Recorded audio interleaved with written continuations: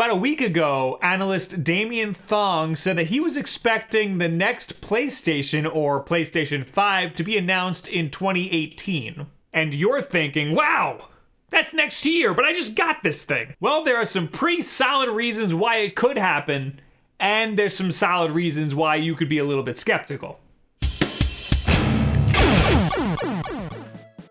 First, let's get this out of the way. Next year will mark 5 years since the PlayStation 4 was launched. That's a solid console life cycle. The PlayStation 1 to PlayStation 2 had a 6-year gap, as did the PlayStation 2 to PlayStation 3.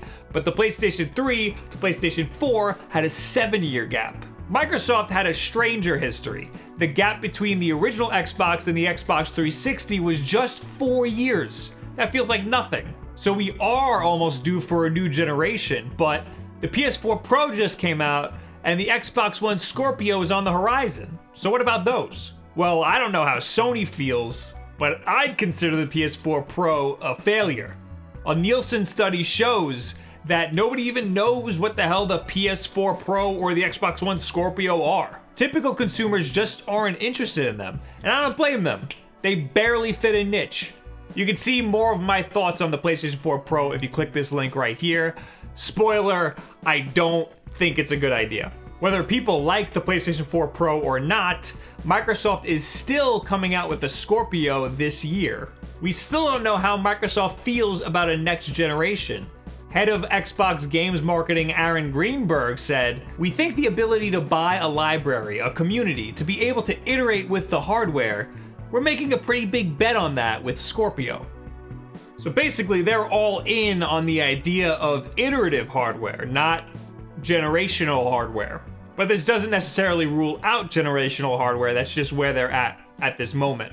It's possible that they think that they can ride this generation out a little bit longer with Scorpio. It's also possible that the PlayStation 5 will be on the same technical level as the Scorpio, and the Scorpio will just turn into Microsoft's next generation console, and they'll release exclusive Scorpio content even though they explicitly said that they wouldn't. But let me tell you the most plausible reason for a PlayStation 5 next year. The games industry is constantly growing, and with it, the stocks of the major publishers. I noticed a bit of a trend. Stock prices are down at the beginning and end of a console life cycle and peak right in the middle. As we stand right now, stock prices are up for all of the major publishers. We are at the peak of this console life cycle right now. A PlayStation 5 next year might be anticipating a downward trend or even a crash. Sony does not want to fizzle out. They want to keep that upward momentum. They want to stay ahead of the curve. But that could easily backfire. Preventing that crash is not going to be easy, and the more you push off that crash, the harder it's gonna hit. I think people just aren't ready to give up their consoles just yet. Sure, there have been short console generations in the past, but the Xbox 360 generation lasted 8 freaking years. There are whole generations of gamers who are used to that seemingly endless life cycle.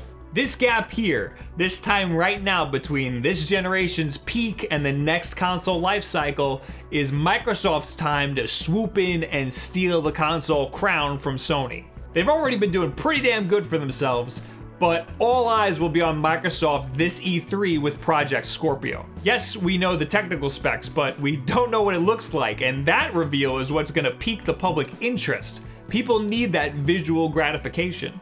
One thing that I think will be totally unaffected by the stock market trends or the generational battle between Sony and Microsoft is, of course, Nintendo. The Switch is killing it, even though it came out at the peak of a console generation. So it has potential to transcend generations.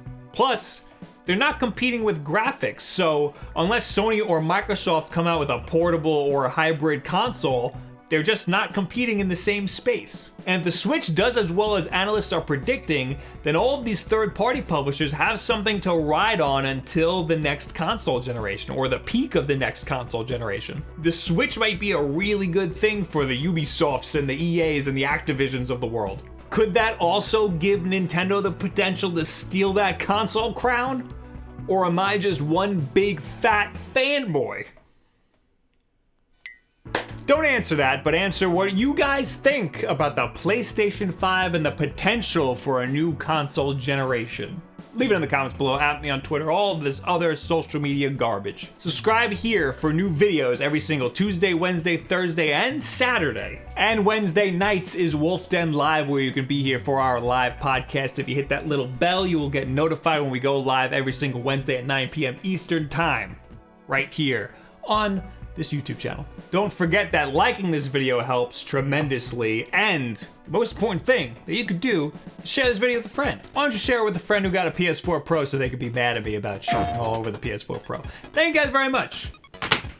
Have a good week.